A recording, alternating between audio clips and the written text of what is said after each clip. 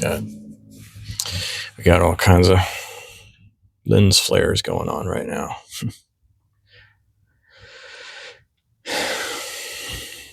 So the question was recently brought to me, by someone who's dear to me about, what is it, that humans are.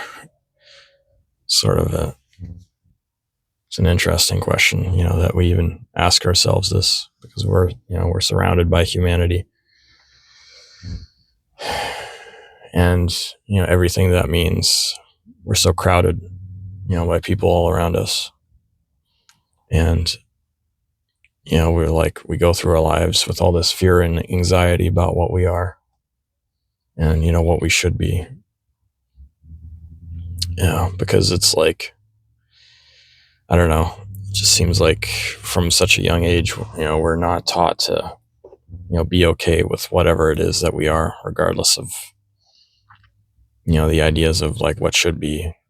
Because, a lot of times, we even find ourselves in situations, like where people are, make us feel guilt and shame for things that we have that are sort of like beyond our ability to possibly really be able to deal with, because no one was there to really show us how to do it, properly in the first place. And yet, like, we're treated like there's this expectation that we should know how to do something when there's no reasonable, there was no reasonable attention put on getting us to a place where we understand, what it is that was expected of us. So we're like given these expectations that are impossible to meet. And then, we find ourselves, feeling so inadequate. I think so many of us feel like we've not reached, we've failed on some level because we didn't, I don't know, we've been taught to be like slaves, I guess, to like live in constant fear of our masters, the masters that disapprove of us, because it's like we're always like looking outside of ourselves for the acceptance and understanding. And, we're taught to not really look within ourselves, to give ourselves that self-love. So,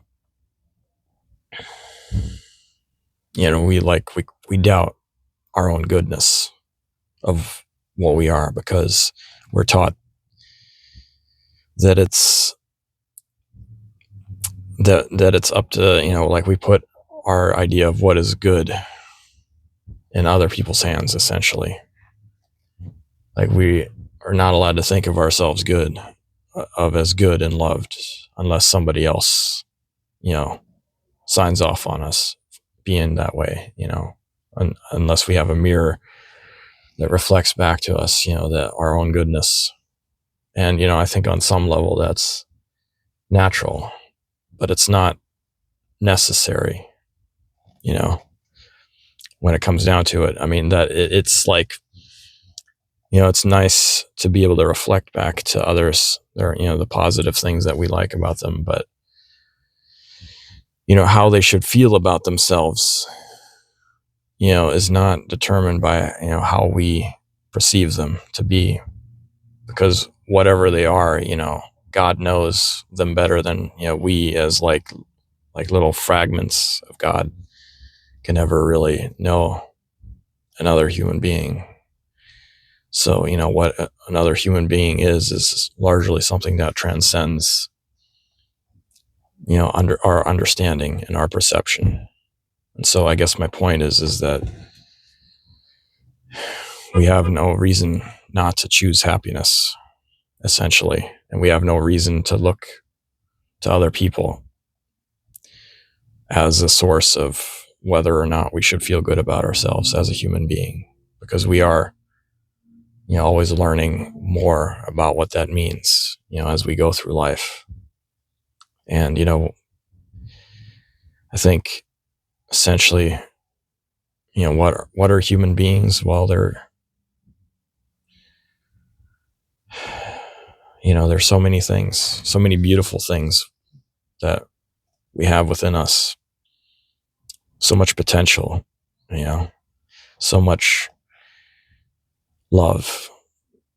And, part of being human is learning how to find within ourselves what we truly are, not because it's, there for someone else, but because we want to naturally give it to somebody else. It's not that we should love, it's the fact that we simply do love. And, we can lose sight of that in this world because we're afraid to love ourselves. And so we can't really, love others in the way we would want to, even though we want to. At least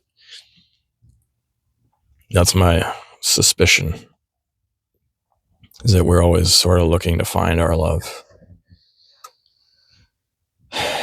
not only within ourselves, but within other human beings.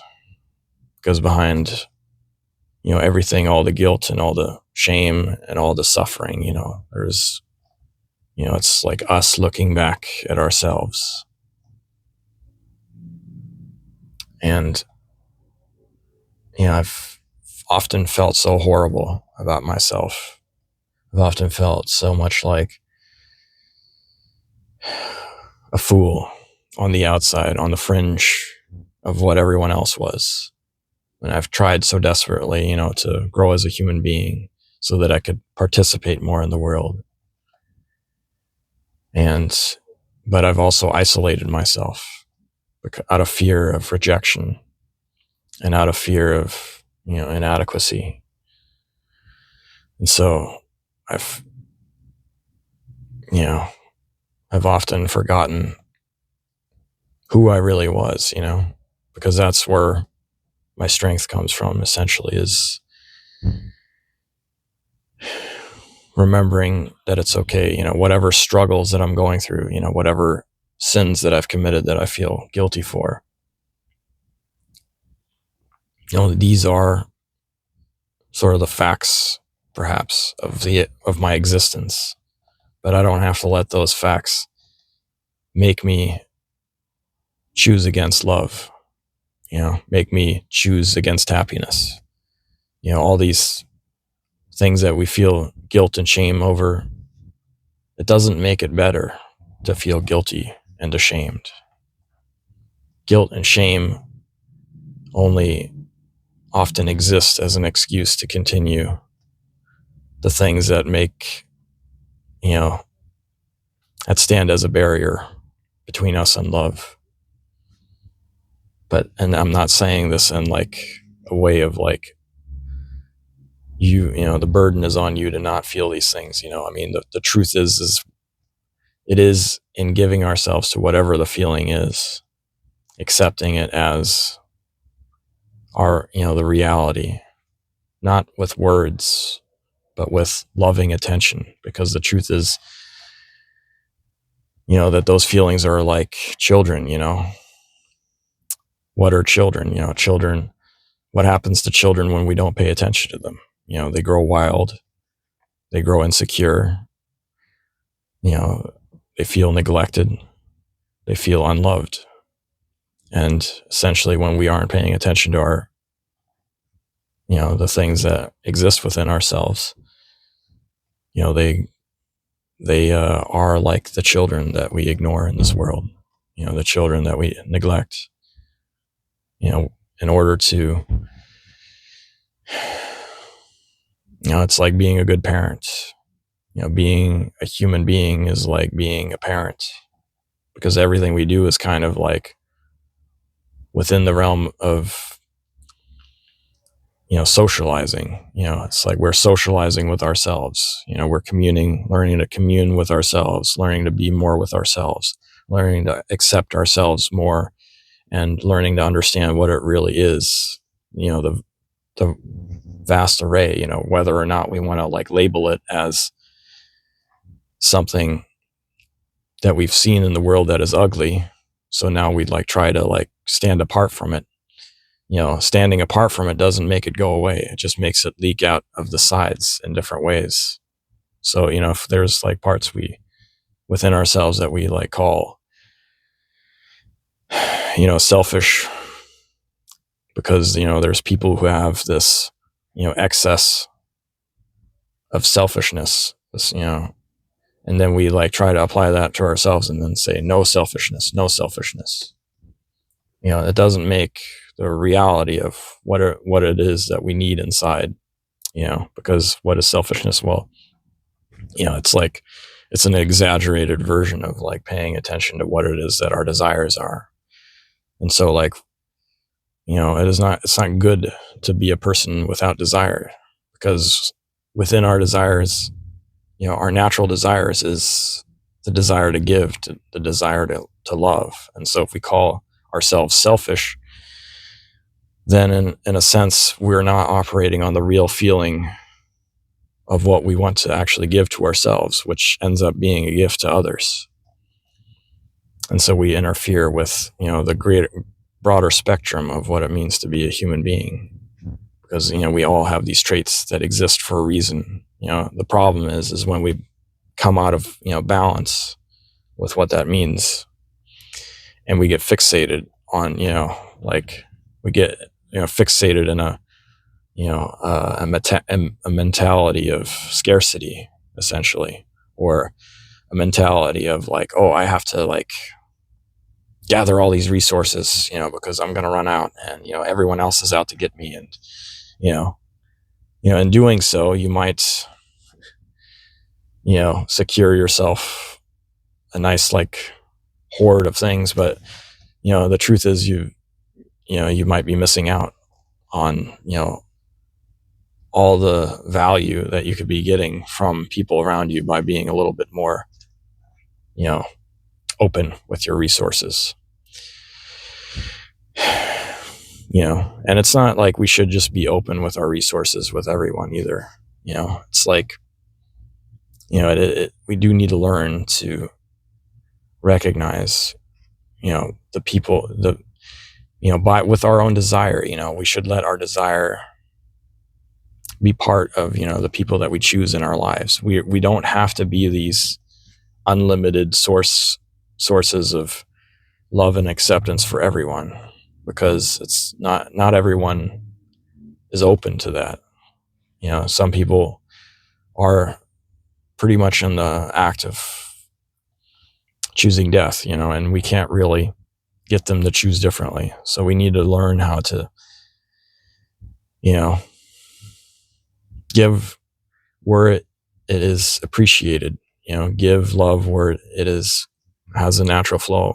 And it doesn't mean that we like have to judge other people, who decide to, not accept it, or, people who demand, that we love them or something, they try to twist our arm into giving them something that might come naturally if they just take a step backward and allow it to like unfold. There's no, fundamentally, there's no real pressure on anyone to give what isn't ready to be given out of love, and love is always a gift. So yeah, like, when you call yourself selfish, you're like trying to speed up the process or something, trying to force it to happen, before it wants to happen naturally. So it'll always, and if that's like the habit, then you'll never really experience the real beauty, the real magic of when love is, ripe and ready to, exist, holistically through self-love. And then through self-love, we learn to love others because we see within them the same, human being that we see within ourselves. So yeah, I think, to really know what it is to be human, is to see ourselves the way God sees us. For us, we can always only see like a facet, but, as human beings, we can become better at recognizing, oh, this is I'm seeing this part of humanity, but that doesn't mean that all these other parts don't exist. So we just, because our focus is limited as these smaller creatures, we kind of have to remember that, this is like where faith kind of comes in. We have to remember to have faith that the goodness exists, even when we're seeing like this part right now. We're going through this part that's scary and dark, but the beauty is still out there. All your loved ones, they're still with you. All the people that have come and gone in your life, they're still with you as well.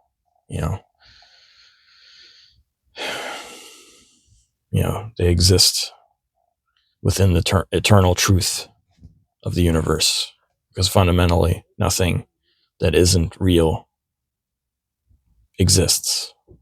Only real things exist. And so therefore nothing real can ever really die.